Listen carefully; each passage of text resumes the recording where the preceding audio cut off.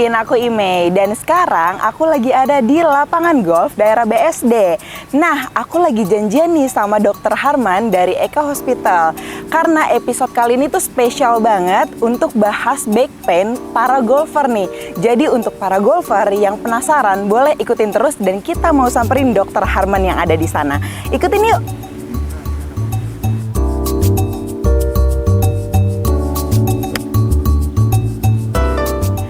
Nah, ini Dokter Harman yang kita cari. Halo dok, apa kabar?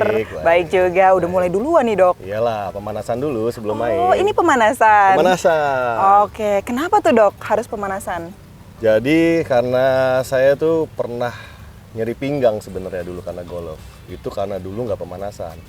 Jadi setelah itu saya ingat pentingnya pemanasan sebelum kita main golf. I see. Pemanasannya memang harus driving kayak gitu ya? Ya, jadi kan kalau misalnya golf itu kan otot-ototnya itu meledak dengan cepat. Nah, kalau misalnya otot itu tidak siap, nah itu rentan terhadap nyeri pinggang. Makanya kita perlu stretch sesuai dengan gerakan-gerakan swing.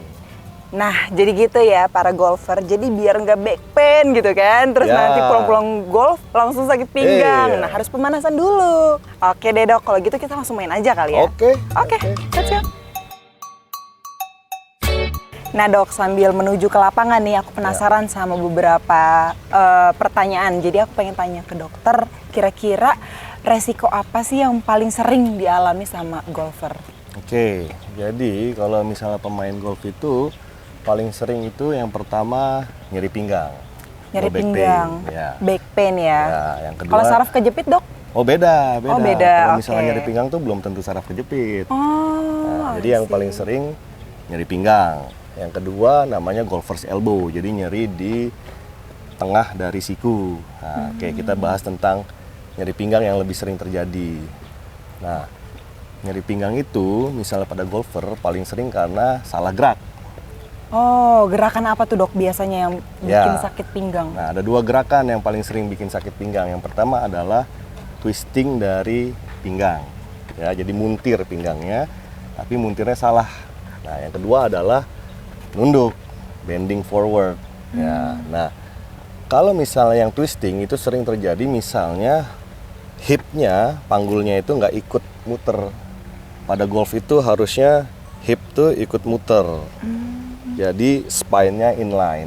Tapi misalnya yang sering tuh hipnya ketinggalan, badannya doang yang muter gini. Jadi pinggangnya kayak diperes. Oh iya benar-benar. Nah, lama-lama bantalannya bisa robek kayak gitu. Oh gitu. Yang kedua nunduk, bending. Tapi bending nanti kita akan detail di putting green karena itu sering terjadi pada putting green area. Oke, jangankan golfer ya, kita aja kalau ngambil barang tuh bending suka salah. Betul. Jadi memang kalau misal ngambil barang di bawah itu kan harusnya kita pakai kekuatan paha, kekuatan lutut gitu kan. Jadi kita spine-nya diusahakan tetap tegak ya kayak gitu, kayak squatting atau misalnya satu kaki gitu ngambil. Tapi yang sering terjadi pada masyarakat kita langsung yes, betul itu dia. Mungkin kamu nggak mau repot ya? Nggak mau repot. Aku salah satunya sih. Nggak mau repot.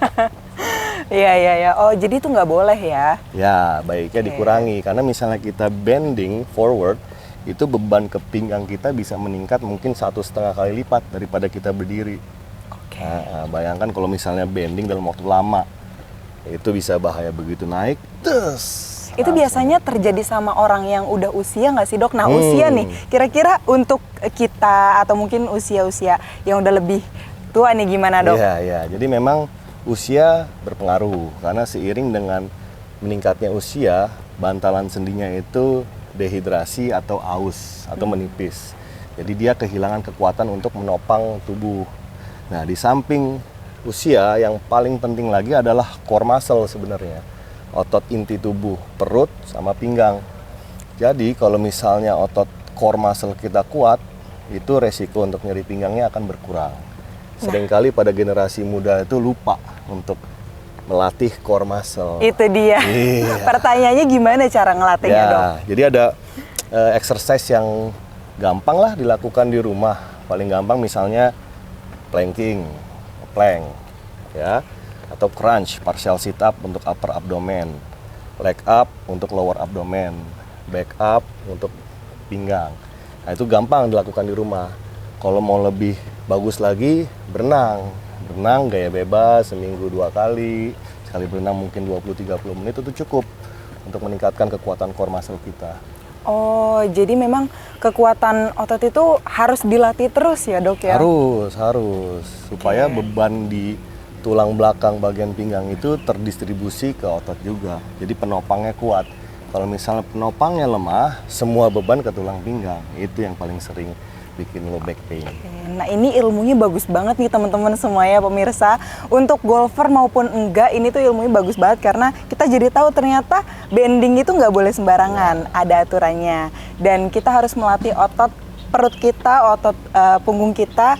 Walaupun usia kita masih muda, tapi kita harus tetap rajin-rajin ngelatih otot ya dok ya. Oke. Ini kita udah deket mau ke lapangan dulu, jadi jangan lupa ikutin terus. Ya, oke.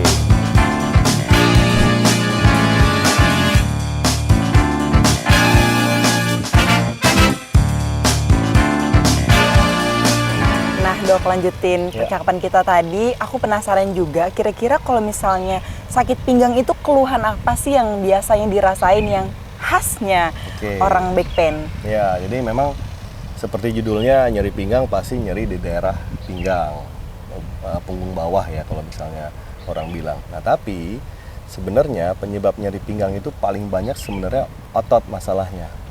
Jadi muscle spasm, mungkin sekitar 70% dari semua nyeri pinggang itu penyebabnya otot. Nah, penanganannya kalau misalnya otot dia akan hilang dengan sendirinya. Jadi nggak perlu terlalu khawatir kalau nyeri pinggang, kita istirahatkan dulu. Dia akan hilang dengan sendirinya. Kecuali memang ada beberapa nyeri pinggang yang harus hati-hati. Oh, jadi penanganannya simpel untuk istirahat aja dok? Ya, kalau itu penyebabnya otot.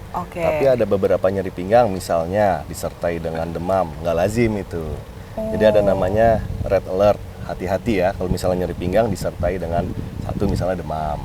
Kedua misalnya terjadi penurunan berat badan yang signifikan, misalnya dalam seminggu dia nyeri pinggang turun 3 kilo. Nah itu hati-hati tuh, biasanya kalau nggak infeksi atau bisa cancer. Ya, atau misalnya nyeri pinggangnya itu pada saat dia malam hari. Justru misalnya kita istirahat, harusnya nyeri pinggang hilang. Tapi kalau dia malam hari istirahat makin sakit, nah itu juga harus hati-hati. Itu masuknya saraf kejepit atau masih sakit pinggang dok? Nah ini yang sering salah mengerti bagi masyarakat awam adalah kalau saraf terjepit itu belum tentu nyeri pinggang. Dan demikian sebaliknya juga. Kalau nyeri pinggang, belum tentu saraf terjepit. Kadang-kadang banyak pasien yang bilang, saya saraf kejepit nih, nyeri pinggang. Nah, belum tentu.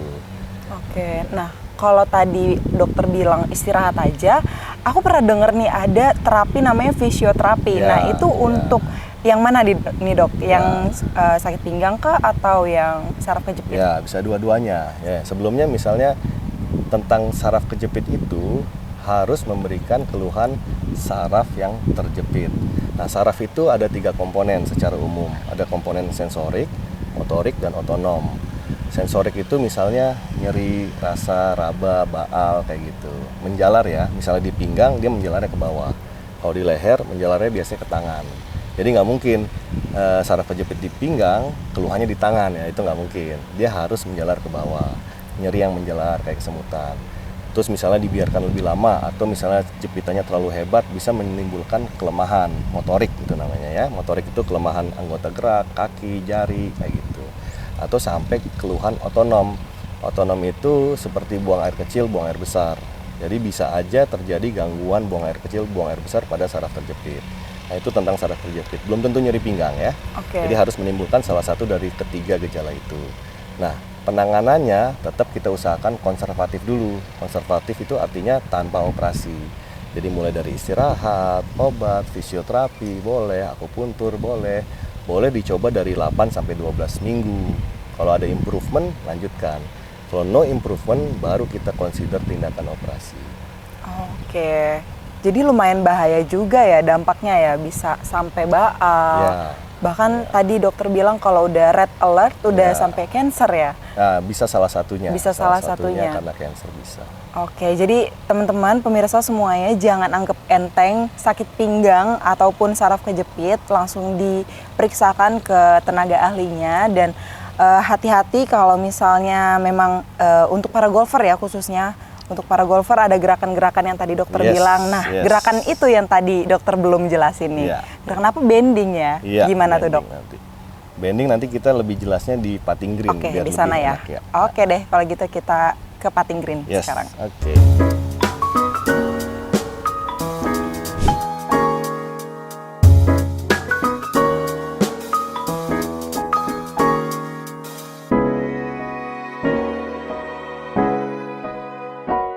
Nah, ini dia nih yang salah nih. Salah ya dok? Iya. Kan udah jelasin tadi misalnya ngambil bola gimana harusnya. Itu yang sering terjadi. Iya udah, gimana dok? Ya, coba contohin dok. Misalnya kita lagi putting nih, sering tuh golfer tuh ngambil bolanya ya kayak tadi, kayak kamu tuh. Nah, gitu kan. Nah, padahal seharusnya kita tetap menjaga supaya pinggang kita tegak. Jadi paling bagus ngambilnya bending nih, kayak gini, baru diambil. Oke. Baru naik pakai kekuatan paha juga. Itu yang paling sering. Kadang males ya? Kadang males.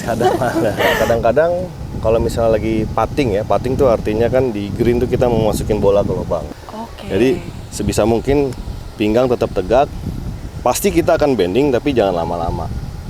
Nah, jadi jangan terlalu lama untuk puttingnya. Oke. Nah, demikian juga misalnya kita mau baca break namanya ya, lajur bola sampai masuk lubang itu yang sering adalah kita ngelihat kayak gini, dia ngeliatnya gini sama bending, gini lama dipelajari. Padahal kan seharusnya kayak tadi, paha ditekuk kayak gini, baru kita lihat breaknya kemana kayak gitu.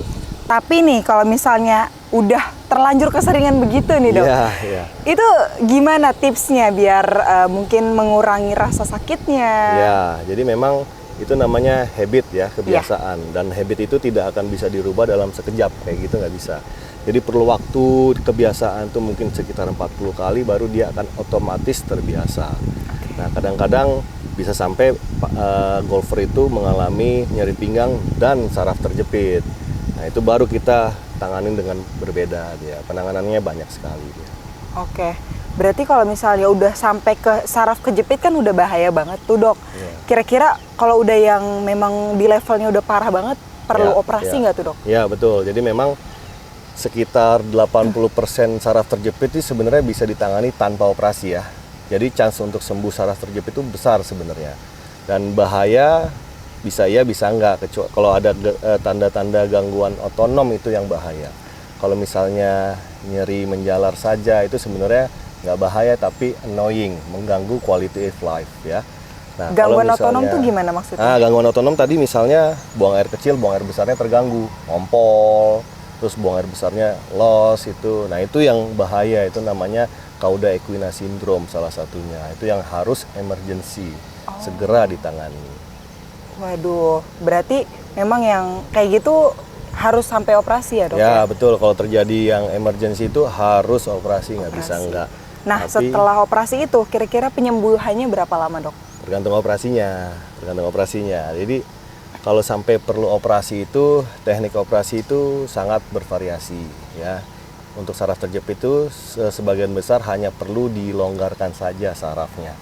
Sebagian kecil yang perlu pemasangan pen atau implan.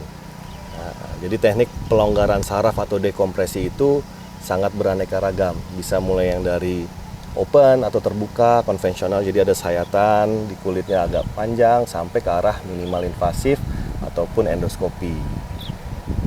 Oke. Lumayan bahaya juga ya. Aku langsung ya, wow, sampai operasi. Berarti sekarang habitnya harus dirubah nih, semuanya ya. Habit itu harus dirubah, penting sekali dia. Entah itu para golfer atau kita yang biasa untuk ngambil barang itu harus dirubah, nggak boleh bending lagi, harus menggunakan paha sebagai topangan ya. Betul. Oke, kalau gitu kita mau lanjut main golf di hole atau gimana? Ayo, lanjut. Boleh, oke, sip. Kalau gitu yuk. Oke.